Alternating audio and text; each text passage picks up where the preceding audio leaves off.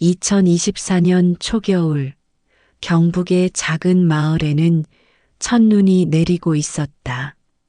장례식장 밖 주차장에 쌓인 눈은 조문객들의 발자국으로 얼룩져 있었고, 실내는 국화향과 향 냄새가 뒤섞여 묵직하게 가라앉아 있었다.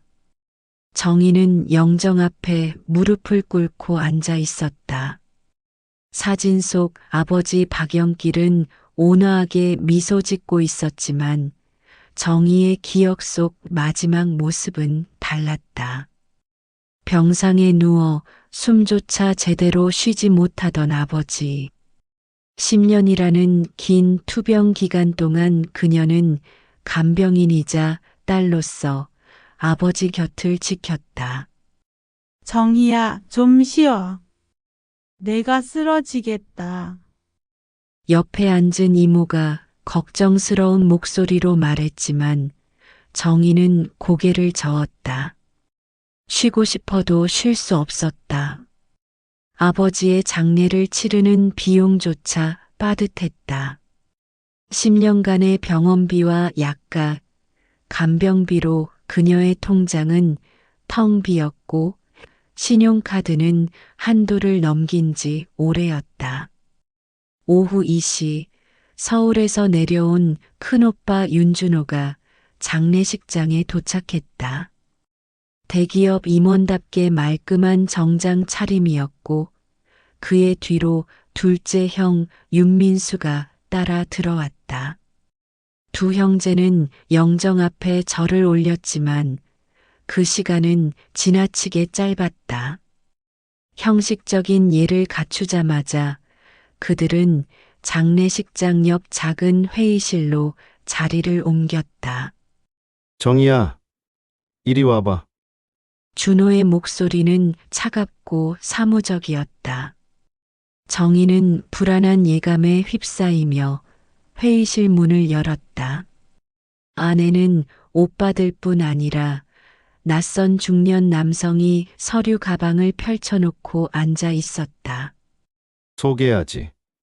김태섭 변호사님이야. 내 대학 동기고. 준호가 간단히 소개했다. 김 변호사는 정희에게 가볍게 고개를 끄덕이더니 가방에서 서류 뭉치를 꺼냈다. 고인의 유언장을 공개하겠습니다. 그의 목소리는 기계적이고 건조했다. 정희는 의자에 앉으며 가슴이 두근거렸다. 아버지가 유언장을 남겼다는 이야기는 들은 적이 없었다. 김 변호사는 천천히 문서를 읽기 시작했다. 고인 박영길은 본인의 전 재산, 즉 경북면 소재 주택 및 토지 일체를 장남 윤준호와 차남 윤민수에게 균등 상속한다. 순간 정희의 귓가가 멍해졌다. 김 변호사의 목소리가 계속 이어졌지만 아무것도 들리지 않았다. 그녀는 서류를 빼앗듯 집어들었다. 분명한 아버지의 이름과 도장이 찍혀 있었다. 하지만 어디에도 윤정희라는 이름은 없었다. 이게 무슨 말이에요? 정희의 목소리가 떨렸다. 준호가 무표정하게 답했다. 보다시피야. 아버지가 남기신 유언이야. 말도 안 돼요.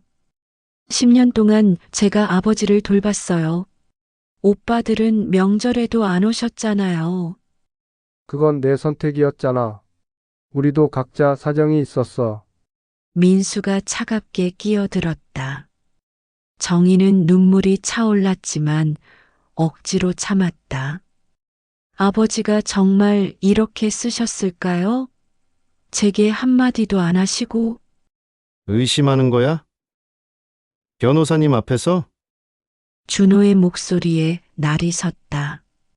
김 변호사는 서류를 정리하며 사무적으로 말했다.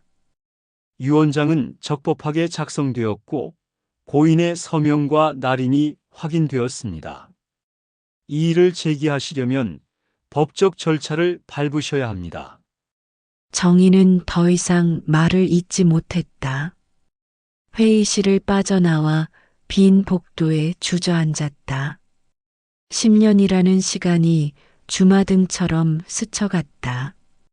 직장을 그만두고 친구들과 멀어지고 연애도 포기하며 오직 아버지만 바라보고 살았던 날들. 그런데 아버지는 정말 그녀를 유언장에서 지워버린 걸까? 멀리서 형제들의 웃음소리가 들려왔다. 그들은 이미 재산 분할 이야기를 나누고 있었다.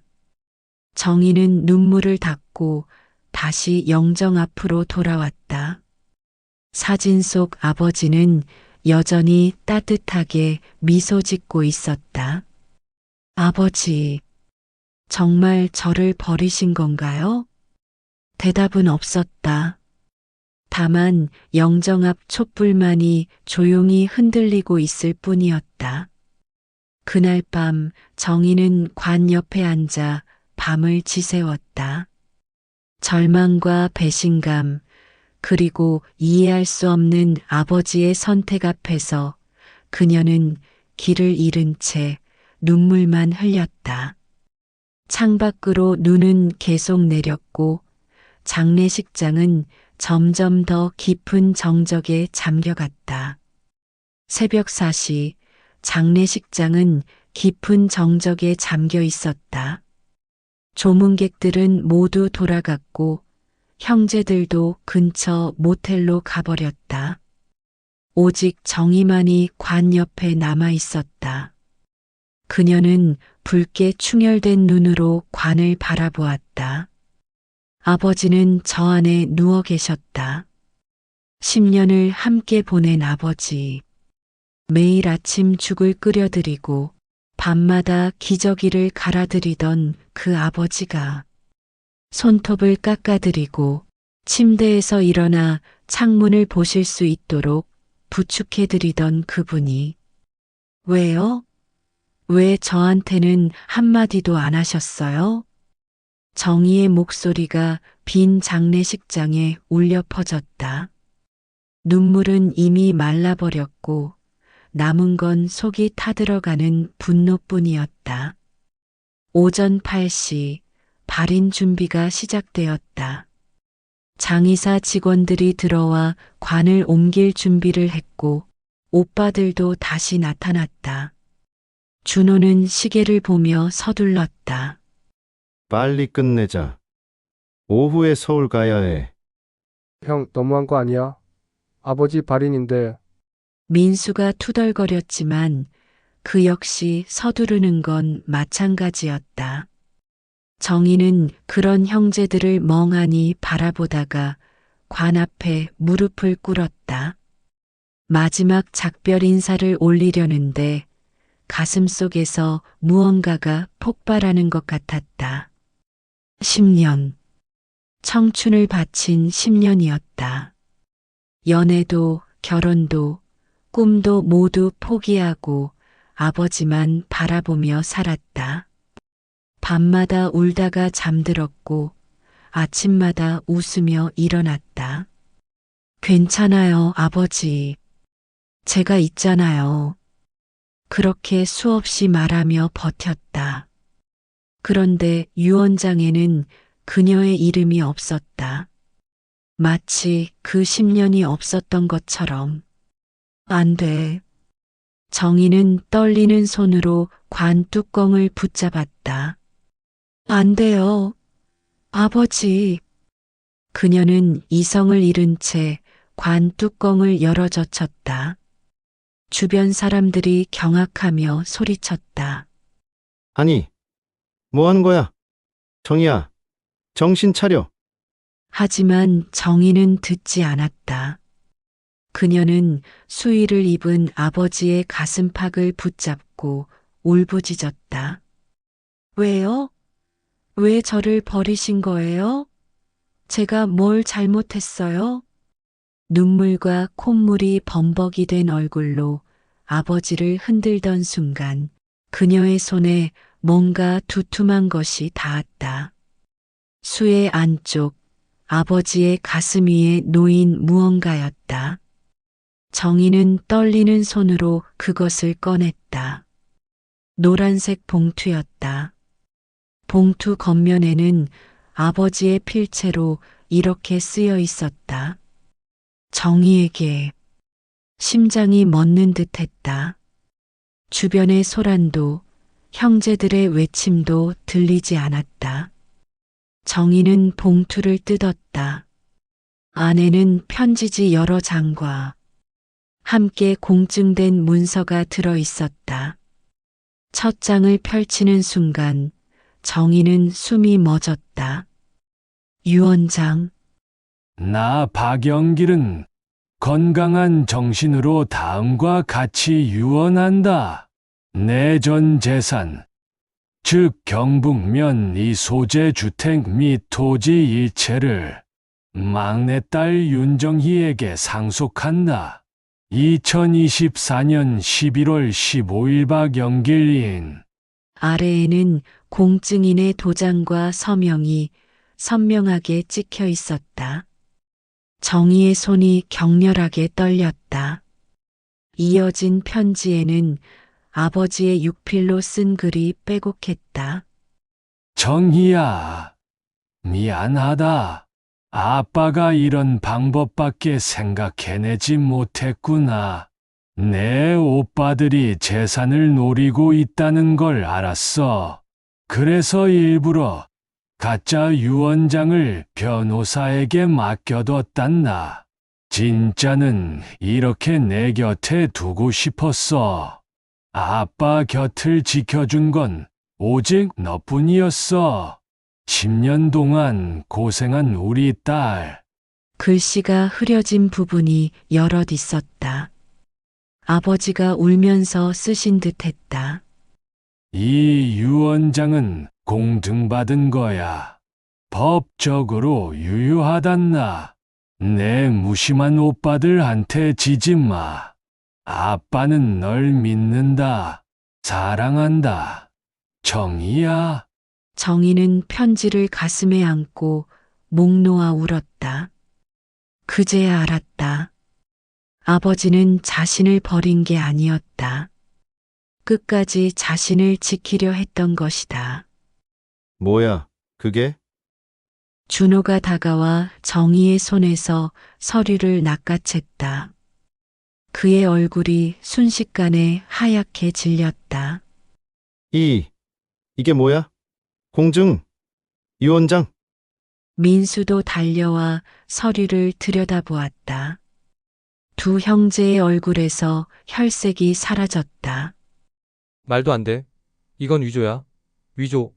준호가 소리쳤지만 그의 목소리는 떨리고 있었다. 정희는 서류를 다시 빼앗아 품에 안았다. 이게 진짜예요. 아버지가 직접 쓰신 거예요. 닥쳐. 내가 꾸며낸 거잖아. 그럼 필적 감정을 받아보죠. 누가 거짓말하는지. 정희의 목소리는 처음으로 단호했다. 형제들은 당황한 표정으로 서로를 바라보았다. 그 눈빛 속에는 분명한 죄책감이 있었다. 장례식장은 순식간에 아수라장이 되었다. 조문객들이 다시 모여들었고 수군거림이 커졌다. 김태섭 변호사는 창백한 얼굴로 뒤로 물러섰다. 정희는 아버지의 관 앞에 무릎을 꿇고 다시 한번 절을 올렸다. 이번에는 눈물이 아니라 다짐이었다. 아버지, 제가 지킬게요. 아버지가 지키려 하신 것, 제가 꼭 지킬게요. 관 속의 아버지는 평온한 얼굴로 누워 계셨다. 마치 모든 걸 믿고 떠나는 것처럼. 창밖으로 아침 햇살이 비쳐 들어왔다. 긴 밤이 끝나고 새로운 싸움이 시작되고 있었다. 장례가 끝난 지 사흘째 되던 날, 정희는 고향집 문 앞에서 쫓겨났다. 나가. 당장 나가. 준호가 현관문을 막아서며 소리쳤다. 그의 뒤로 민수와 올케들이 팔짱을 끼고 서 있었다. 여기 제 집이기도 해요. 아버지 집인데 왜 제가 나가야 해요? 내 집. 웃기고 있네. 위조 서류 들고 와서 내 집이라고? 위조가 아니에요. 공증도 받은 거라고요. 정희가 항변했지만 소용없었다. 준호는 정희의 짐을 현관 밖으로 내던졌다. 경찰 부르기 전에 꺼져. 너 같은 사기꾼은 감옥에 가야 돼. 오빠들 제발. 오빠들이라고 부르지 마. 우리한테 넌 없어. 쾅. 문이 닫혔다. 정희는 짐가방을 들고 멍하니 서 있었다. 한겨울 찬바람이 뼛속까지 파고들었다. 마을 사람들의 시선은 더 차갑했다. 슈퍼마켓에 가면 수군거림이 들렸고 버스 정류장에서는 사람들이 슬그머니 자리를 피했다. 저 애가 유언장 위조했다며? 10년 간병했다고 하더니 결국 욕심이 나서 그랬나 봐. 아버지 관까지 열었다잖아. 무섭더라. 정희는 귀를 막고 싶었지만 소문은 이미 마을 전체에 퍼져 있었다. 형들이 먼저 마을 사람들에게 거짓말을 퍼뜨린 것이었다. 며칠간 정희는 고향역 근처 찜질방을 전전했다. 5,000원짜리 입장료로 하룻밤을 버티는 생활. 옷을 갈아입을 수도 제대로 씻을 수도 없었다. 통장 잔고는 12만 원. 신용카드는 이미 정지된 지 오래였다. 어느 날 밤 찜질방마저 쫓겨난 정희는 역 앞 공원 벤치에 앉았다. 11월 밤 공기는 살을 애는 듯 추웠다. 그녀는 가방에서 아버지의 편지를 꺼내 읽었다. 내 형들한테 지지 마. 아빠는 널 믿는다. 눈물이 흘러내렸다. 지지 말라고 했지만 정희에게는 싸울 힘조차 남아있지 않았다. 배는 고팠고 몸은 지쳐 있었다. 이대로 포기하고 싶었다. 그때였다. 여기서 주무시면 안 돼요. 경찰관이 다가왔다. 정희는 고개를 숙였다. 죄송합니다. 금방 갈게요. 혹시 도움이 필요하세요? 경찰관의 목소리에는 걱정이 묻어 있었다. 정희는 고개를 저었지만 경찰관은 명함 한 장을 건넸다. 여기 무료 법률 상담소 연락처예요. 한번 연락해 보세요. 그날 밤 정희는 공중전화로 그 번호에 전화를 걸었다. 다음 날 오전 그녀는 시청 별관에 있는 법률 상담소를 찾아갔다. 상담을 맡은 사람은 30대 중반의 남자 변호사였다. 이름표에는 박성우라고 적혀 있었다. 유언장이 2개라고요? 박성우 변호사는 정희가 가져온 서류를 꼼꼼히 살펴보았다. 공증 도장, 날짜, 아버지의 서명까지. 이건 법적으로 유효해 보입니다. 공증까지 받았으니까요. 그럼 제가 이길 수 있나요? 필적 감정을 받아야 합니다. 두 유언장 중 어느 것이 진짜인지 증명해야 해요. 필적 감정이요? 국립과학수사연구원에 의뢰하면 됩니다. 비용은? 약 500만 원 정도 들어요. 정희의 얼굴이 어두워졌다. 500만 원. 지금 그녀에게는 천문학적인 금액이었다. 돈이 없으세요? 박 변호사가 조심스럽게 물었다. 정희는 고개를 끄덕였다. 그럼 이렇게 하시죠. 일단 일을 하세요. 돈을 모아서 감정을 받는 거예요. 6개월이면 가능할 겁니다. 6개월. 그동안 형제분들이 재산을 처분하지 못하도록 가처분 신청을 해드릴게요. 이건 제가 무료로 도와드릴 수 있습니다. 정희의 눈에 희망의 빛이 돌아왔다. 박 변호사는 따뜻하게 미소 지었다. 포기하지 마세요. 당신 아버지가 당신을 믿으신 것처럼 저도 당신을 믿겠습니다. 그날부터 정희의 투쟁이 시작되었다. 아침 5시 그녀는 제과점에서 빵을 굽는 아르바이트를 시작했다. 오전 9시부터는 식당에서 설거지를 했다. 저녁에는 편의점 야간 근무를 했다. 하루 3, 4시간만 자고 나머지 시간은 모두 일했다. 몸은 비틀거렸고 손은 세제로 짓무르고 허리는 끊어질 듯 아팠다. 하지만 정희는 멈추지 않았다. 매일 밤 아버지의 편지를 읽으며 스스로를 다독였다. 조금만 더 버티자. 식사는 편의점 유통기한 임박 도시락으로 때웠고 잠은 찜질방과 고시원을 오가며 해결했다. 옷은 단 2벌뿐이었지만 매일 손빨래를 해서 깨끗하게 유지했다. 석 달이 지났을 때 통장 잔고는 30만 원이 되었다. 넉 달째 42만 원. 5달째 드디어 53만 원을 모았다. 정희는 떨리는 손으로 국립과학수사연구원에 필적 감정을 신청했다. 서류를 제출하는 순간 눈물이 터져 나왔다. 길고 긴 5개월이었다. 2주 후 감정 결과가 나왔다. 제출된 유언장 중 윤정희에게 전 재산을 상속한다는 내용의 문서가 고인 박영길의 진필로 확인됨.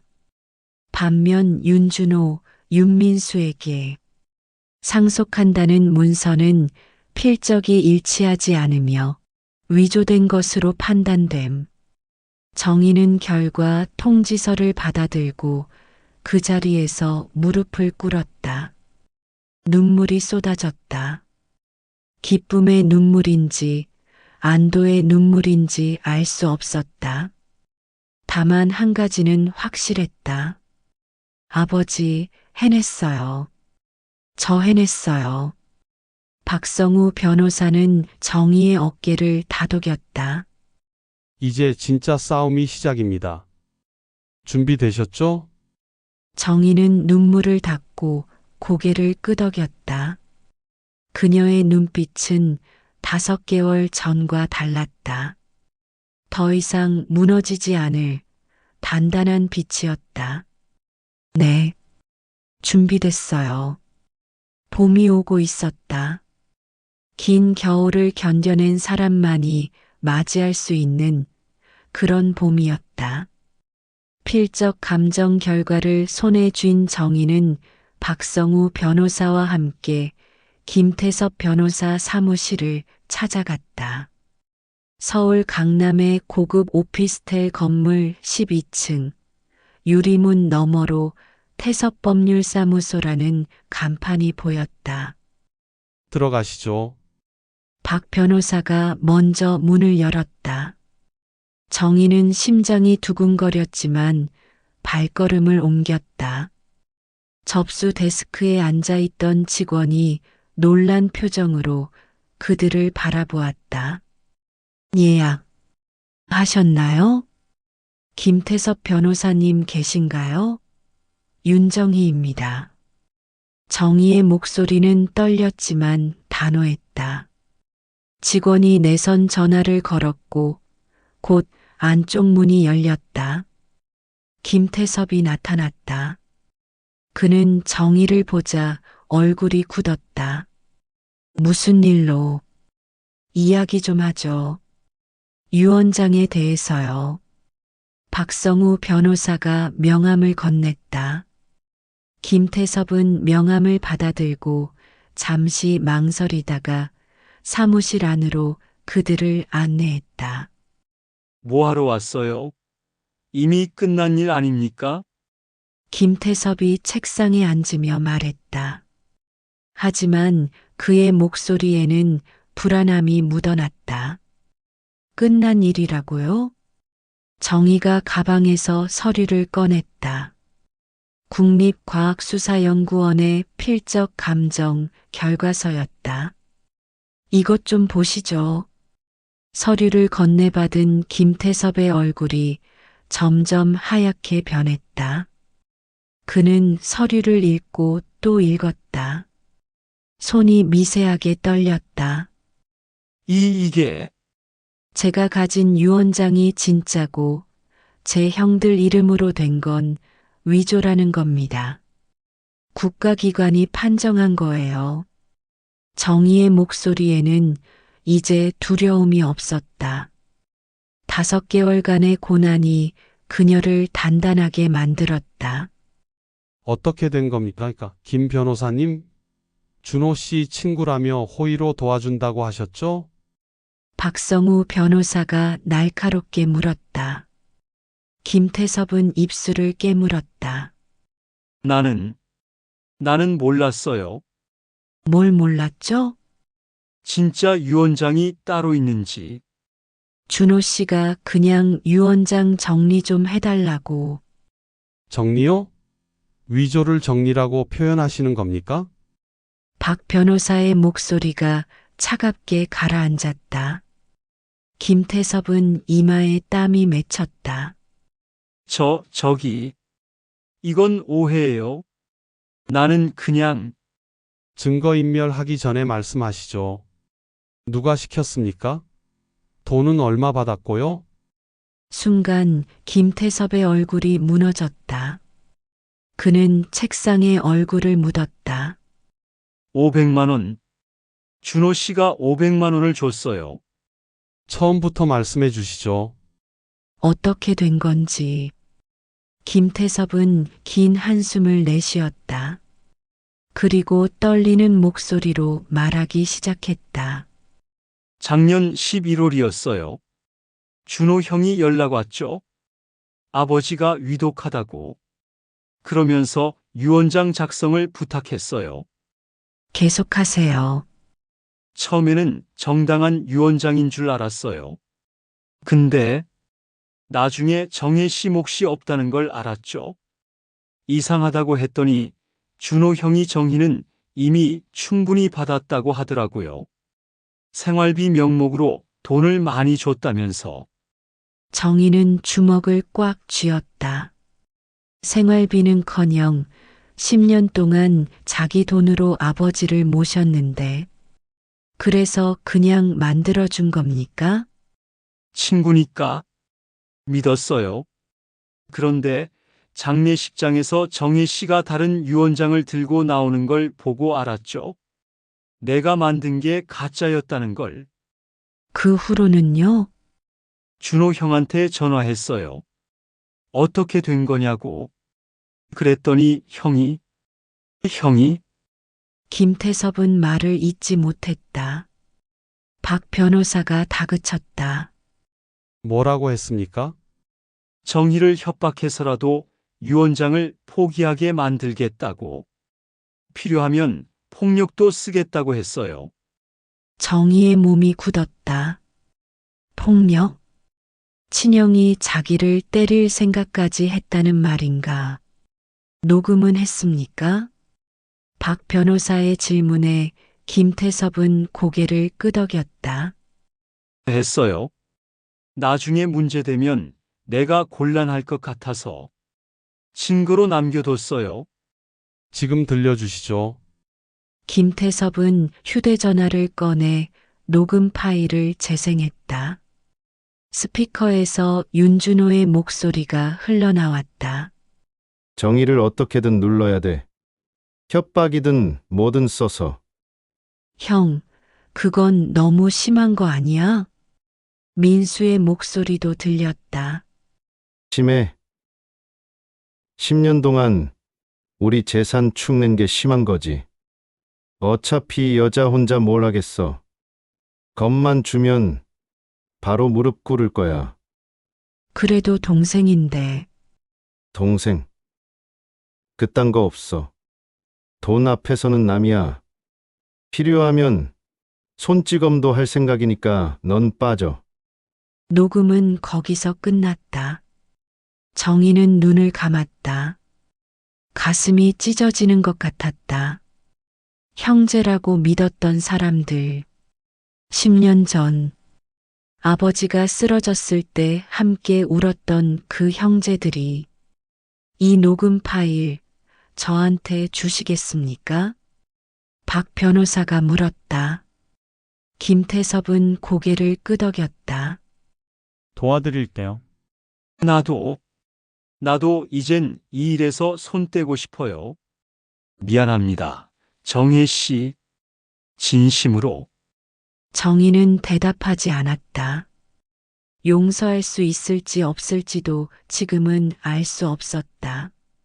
사무실을 나선 정희와 박 변호사는 엘리베이터 안에서 잠시 침묵했다. 박 변호사가 먼저 입을 열었다. 힘드시죠? 네. 솔직히 하지만 이제 증거는 다 모았습니다. 필적 감정 결과에 공범의 자백, 그리고 협박 녹음까지 법정에서 이길 수 있습니다.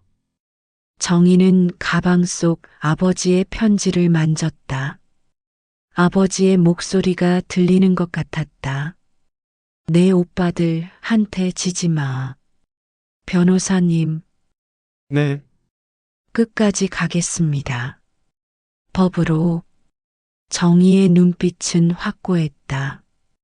더 이상 흔들리지 않는 싸움을 끝낼 준비가 된 사람의 눈빛이었다. 좋습니다. 내일 당장 고소장을 접수하죠. 문서 위조, 사기, 협박 혐의로. 엘리베이터 문이 열렸다. 밖으로 나서자 따뜻한 봄바람이 불어왔다. 정희는 하늘을 올려다보았다. 겨울은 끝나고 있었다. 진실을 밝힐 봄이 오고 있었다. 그날 저녁 정희는 오랜만에 편히 잠들 수 있었다. 악몽 대신 아버지가 미소 짓는 꿈을 꾸었다. 2025년 6월 대구지방법원. 재판정 방청석은 사람들로 가득 찼다. 마을 사람들, 기자들, 그리고 호기심 어린 시민들까지. 10년 간병한 딸과 유산 노린 아들들이라는 제목으로 언론에 대서특필된 사건이었다. 정희는 박성우 변호사 옆에 앉아 있었다. 건너편 피고인석에는 윤준호와 윤민수가 고개를 숙인 채 앉아 있었다. 김태섭도 공범으로 나란히 앉아 있었다. 재판을 시작하겠습니다. 판사의 목소리가 울렸다. 50대 중반의 여성 판사는 엄숙한 표정으로 서류를 펼쳤다. 피고인들은 고인의 진짜 유언장을 은폐하고 위조 유언장을 만들어 피해자의 정당한 상속권을 침해하려 했습니다. 더 나아가 피해자를 협박하려는 계획까지 세웠습니다. 검사가 증거 자료를 제출했다. 필적 감정서, 김태섭의 자백서, 그리고 결정적인 녹음 파일. 녹음 파일을 재생하겠습니다. 법정에 윤준호의 목소리가 울려 퍼졌다. 정의를 어떻게든 눌러야 돼. 협박이든 뭐든 써서. 필요하면 손찌검도 할 생각이니까. 방청석에서 탄식이 흘러나왔다. 마을 사람들은 고개를 저었다. 정의를 사기꾼이라고 수군거렸던 바로 그 사람들이었다. 준호의 변호사가 일어섰다. 판사님, 피고인들은 일시적인 욕심의 판단력을 잃었을 뿐입니다. 선처를 부탁드립니다. 욕심이라고요? 박성우 변호사가 벌떡 일어났다. 10년간 홀로 아버지를 간병한 딸의 몫을 빼앗으려 한 게 단순한 욕심입니까? 이건 계획적인 범죄입니다. 게다가 피해자를 집에서 쫓아내고 마을에서 고립시켰습니다. 5개월간 피해자는 찜질방과 고시원을 전전하며 하루 3시간만 자면서 일해야 했습니다. 박 변호사는 정의가 일했던 제과점, 식당, 편의점의 근무 기록을 제출했다. 이게 뭔지 아십니까? 새벽 5시부터 밤 11시까지 하루 18시간 노동한 기록입니다. 진실을 밝히기 위해 필적 감정 비용 50만 원을 모으느라 이 사람이 얼마나 고생했는지 아십니까? 방청석에서 누군가 흐느끼는 소리가 들렸다. 정의의 이모였다. 판사가 피고인들을 향해 물었다. 할 말 있습니까? 준호는 고개를 들지 못했다. 민수가 떨리는 목소리로 말했다. 죄송합니다. 정희야, 정말 미안하다. 미안하다고요? 정의가 처음으로 입을 열었다. 그녀의 목소리는 떨렸지만 분명했다. 오빠들은 10년 동안 명절에도 안 왔어요. 아버지 생신에도 설날에도 전화 한 통 없었어요. 제가 혼자 아버지 기저귀 갈고 죽 끓이고 병원 모시고 다녔어요. 밤마다 욕창 안 생기게 몸 돌려드리고 손발 마사지해 드렸어요. 정의의 눈에서 눈물이 흘렀다. 그런데 아버지가 돌아가시자마자 재산 이야기부터 하셨죠. 장례식장에서요. 그것도 모자라 유언장까지 위조하고 저를 사기꾼으로 몰았어요. 이게 형제가 할 짓입니까? 방청석이 술렁였다. 준호는 두 손으로 얼굴을 감쌌다. 판사가 망치를 두드렸다. 피고인 윤준호, 윤민수는 문서 위조, 사기, 협박 예비 혐의로 각각 징역 2년을 선고합니다.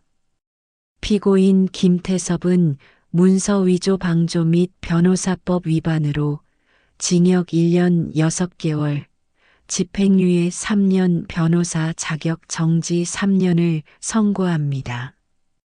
쾅! 판결이 떨어지는 순간 정의는 눈을 감았다. 긴 싸움이 끝났다.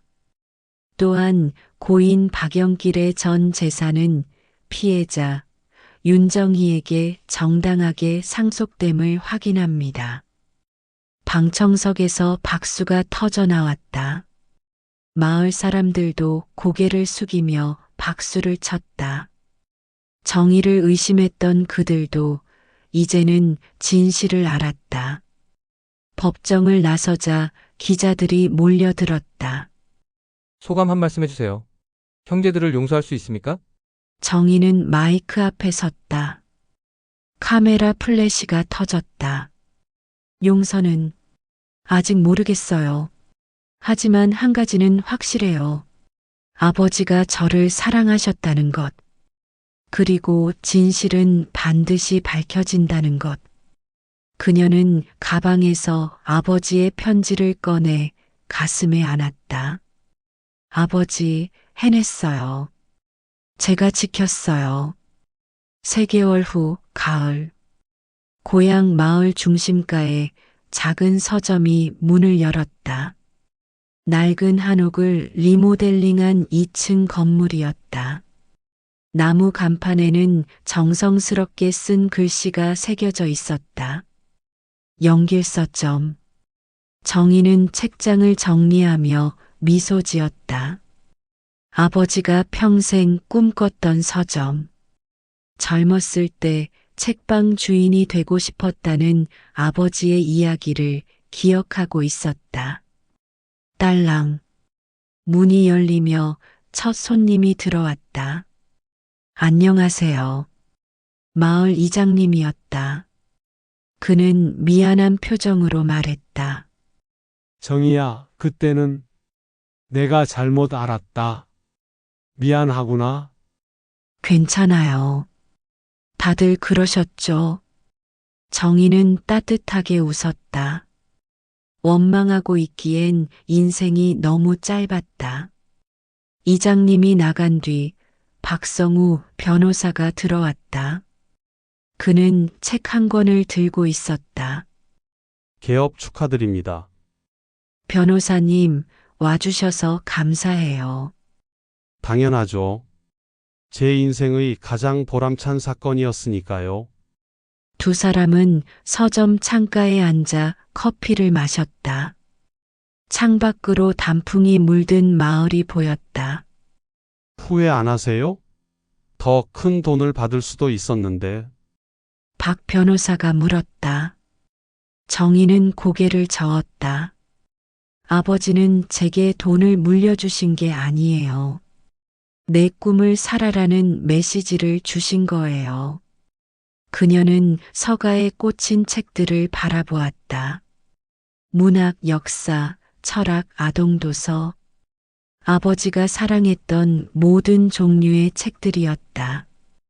여기서 아이들한테 책 읽어주고 어르신들과 이야기 나누고 그게 제 행복이에요. 멋진 선택이네요. 해가 지기 시작했다. 노을빛이 서점 안을 따뜻하게 물들였다. 정희는 아버지 영정 사진 앞에 꽃을 놓았다. 사진 속 아버지는 온화하게 미소 짓고 있었다. 아버지, 보고 계시죠? 저 이제 괜찮아요. 정말 괜찮아요. 딸랑. 또 다른 손님이 들어왔다. 초등학생 아이가 엄마 손을 잡고 들어왔다. 아줌마, 여기 동화책 있어요? 그럼 많지 이리 와봐. 정희는 아이의 손을 잡고 아동 서가로 향했다. 아이의 눈이 반짝였다. 창밖으로 첫별이 떠올랐다. 긴 겨울과 험난한 봄을 지나 정희는 마침내 자신의 가을을 맞이했다. 아버지가 남긴 사랑으로 그녀는 새로운 인생을 시작했다. 연길 서점의 불빛은 밤이 깊어도 따뜻하게 빛났다. 그 빛은 마을 사람들에게 말하고 있었다. 진실은 언제나 이긴다고. 사랑은 결코 사라지지 않는다고. 아버지 사랑했어요. 그리고 앞으로도 영원히 사랑할게요. 연길서점 개업일 윤정희의 일기 중에서 오늘도 끝까지 들어주셔서 감사합니다. 이야기가 좋으셨다면 구독과 좋아요, 알람 설정 한 번씩 눌러주시고 여러분의 생각도 댓글로 많이 남겨주세요. 그럼 또 재미있는 이야기로 찾아뵙겠습니다.